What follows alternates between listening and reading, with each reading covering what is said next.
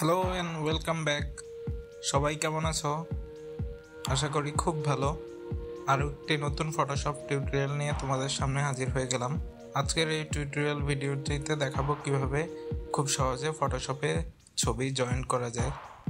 এরকম নতুন নতুন ফটোশপ টিউটোরিয়ালের জন্য অবশ্যই জয়েন চ্যানেলটি সাবস্ক্রাইব করো। ভিডিওটি ভালো লাগলে লাইক আর শেয়ার করো। ধন্যবাদ।